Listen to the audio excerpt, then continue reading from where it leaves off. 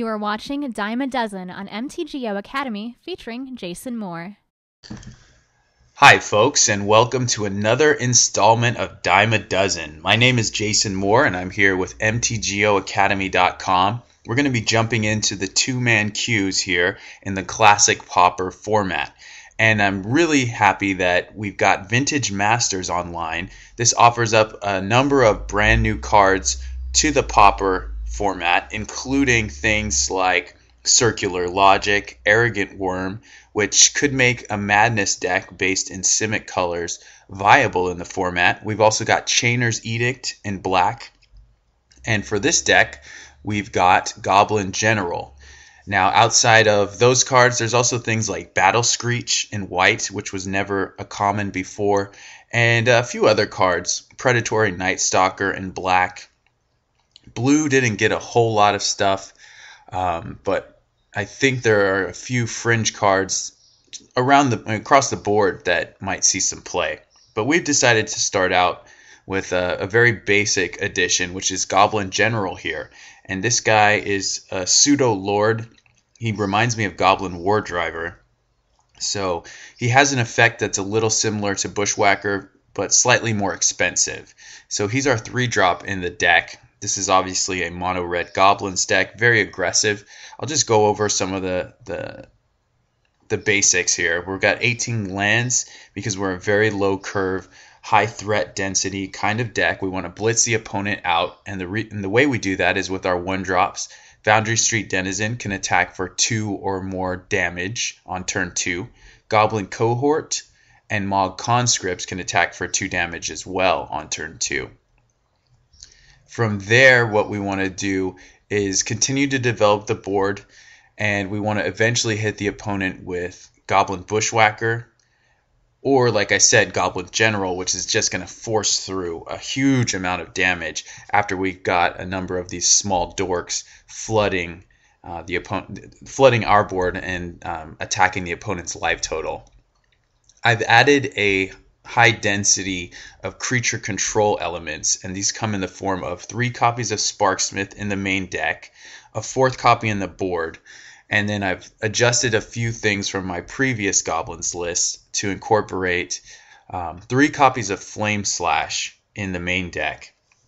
And I wanted to do that because just in case we do face an Arrogant Worm deck, Flame Slash is a great answer to that card. Also the Basking Root Walla, Aquamoeba, and it's decent.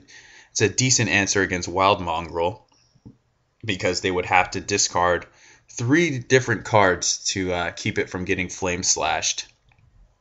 So I cut down to 1 Death Spark, and we still have 4 copies of Bolt. So here you have 8 spells for creature control in addition to the 3 Sparksmiths.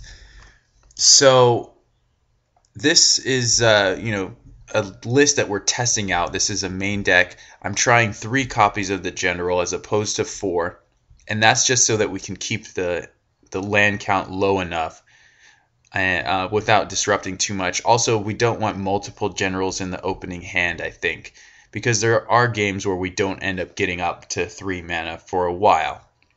Sideboard's very straightforward. I don't think I've really changed much. Flaring Pain is to counteract any prismatic strands or Moment's Peace or any protection creatures. Martyr of Ashes is to sweep the opponent's board. It's hard because sometimes you want to avoid sweeping your own board, obviously. But this is a good way to deal with hexproof creatures. Any other deck, Goblin's Mirror maybe, that can get a better board presence than us. Pyroblast is to stop Delver of Secrets decks. We have a Miser's copy of Relic for any graveyard strategies. Smash the Smithereens to smash Affinity's artifacts. A 4th Sparksmith, as I mentioned, and 3 Lifestaff. This is for any type of burn decks. I have faced a number of burn decks in these 2-man queues. So that's a deck that sometimes you want to respect and definitely make sure you have some kind of way to interact with. So this is it. This is mono red Goblins with Goblin General. It's a very straightforward deck. That's not to say that it doesn't have complex decisions and complex interactions to think about. Namely, those come via Mog Raider, Mog Conscripts. Also can be a little tricky when you've got Mog War Marshal on the table because of that echo cost. And any token that comes into the battlefield will do things like pump the Foundry Street Denizen. You also have to think about how all of that stuff interacts with Death Spark, and how all of that stuff interacts with your Goblin total for Sparksmith. So there you have it, guys. This is going to be the first foray with this new card from Vintage Masters. So anyway, this is Jason Moore here with MTGOacademy.com. We're going to see how this does here in the Pauper 2-man queues. Thank you guys very much, and let's get ready to battle.